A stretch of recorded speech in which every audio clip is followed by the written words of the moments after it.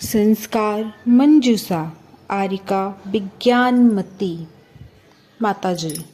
दिन मैं जब विवाहित अविवाहित युवक युवतियों को देखती हूँ तो मुझे लगता है कि ये भोले मासूम युवा यद्यपि उम्र और भोगों के क्षेत्र में बच्चे नहीं हैं, फिर भी अज्ञानता के कारण अपने शरीर, धर्म और जीवन में कुछ ही दिनों में हाथ धो बैठेंगे, अर्थात इनका शरीर शक्तिहीन और युवा अवस्था में ही झुर्रियों से युक्त वृद्ध दिखने लगेगा। इनका धर्म नष्ट हो जाएगा, अर्थात स्वच्छंद वृद्धि के कारण धर्म के बिना दुर्गति की तैयारी शुरू हो जाएगी और यह जीवन स्वयं को ही भार लगने लगेगा, क्योंकि इनको भोगना नहीं आता। जिस प्रकार धर्म अर्जन करने,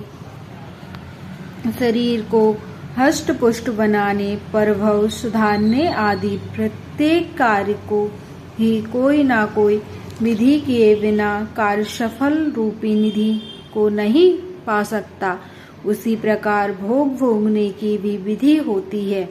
खाना पीना, सोना बैठना, देखना सुनना आदि की भी कोई विधि होती है।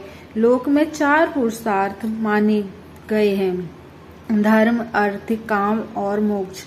धर्म पुरुषार्थ पूर्वक किया गया धर्म का अर्जन निश्चित रूप से यह लोक और परलोक सुधारता है। इसी प्रकार धर्म पुरुषार्थ के साथ किए गए भोग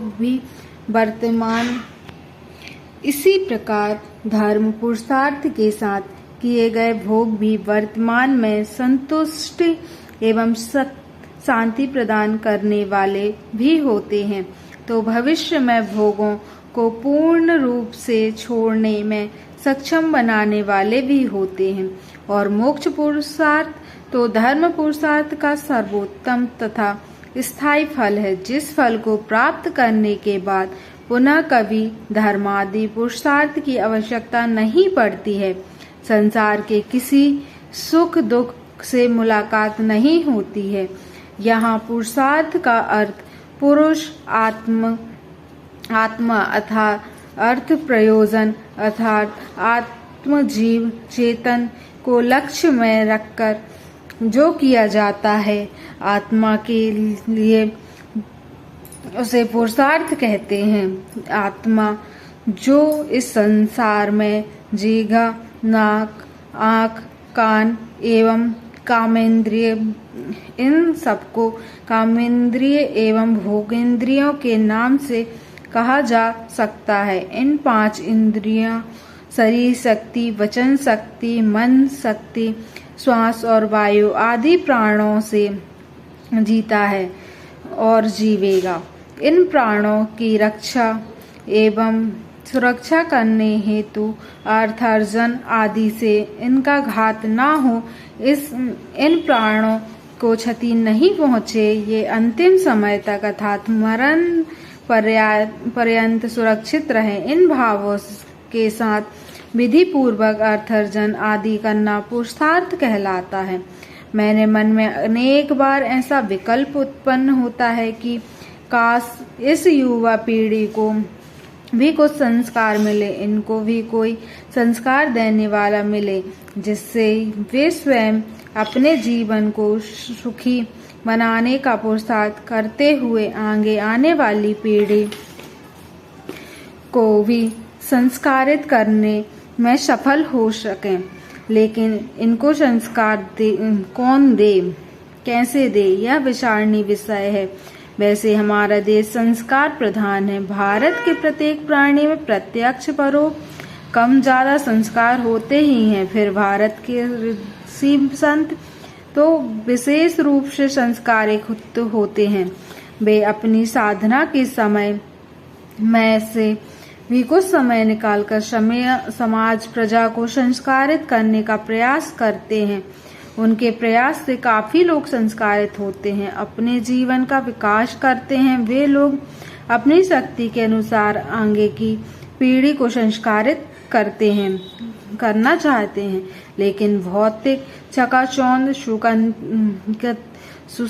संगति के कारण वर्तमान परिवेश में अच्छे संस्कार विहीन के समान होते जा रहे हैं। फिर जो पहले ही संस्कार विहीन है उनके बारे में क्या कहा जा सकता है। समाज को संस्कारित करने के विषय में काफी साहित्य भी आज उपलब्ध है। उनके माध्यम से भी बुद्धिजीवी लोग अपने जीवन को कुछ संस्कारित करते हैं। इसी श्रृंखला में मैंने अनेक बार युवा पीढ़ी, विशेष रूप से पुरुष वर्ग को संस्कारित करने का प्रयास किया।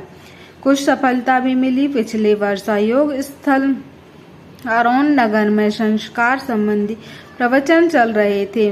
मन में आया कि इसी श्रृंखला में थोड़ा और आगे बढ़ाया जाए। लगभग 15-20 दिन संस्कार का प्रकरण चलता रहा। फिर एक दिन मन हुआ कि पूरे प्रकरण को किसी पुस्तक में संग्रहित कर दिया जाए तो संभव है भावी पीढ़ी को संस्कारित होने में सहयोग मिल सके। सत्संगस्थ साध्वियों के सामने यह बात रखी। सबने मेरी भावनाओं का सम्मान किया। उन्हीं दिनों यह कार्य प्रारंभ हो गया। समय समय पर सबने अपने अनुभव की बात बताई। अनेक लौकिक अलौकिक ग्रंथों का सहयोग लेकर इस पुस्तक का संकलन लेखन हुआ है। इसके 2 भाग हैं। प्रथम भाग में गर्भावस्था शय्यावस्था एवं बालावस्था के संस्कारों का उल्लेख है।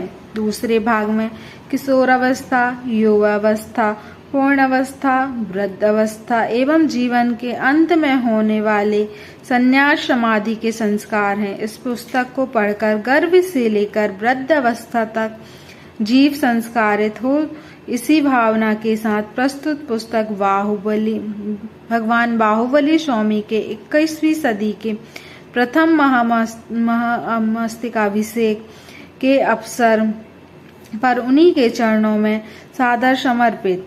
सभी की बेटियां भगवान बाहुबली की अद्भुत प्रतिमा के निर्माता सेनापति चामुंडराय की माता काला के समान प्रभुभक्त एवं सभी के बेटे चामुंडराय के समान अपनी मां की भावना पूर्ण करने वाले मातृभक्त बने। इस पुस्तक में जिन जिन पुस्तकों से सहायता ली गई है उन सबके लेखकों के प्रति मैं आभार व्यक्त करती हूँ। आरिका विज्ञामती।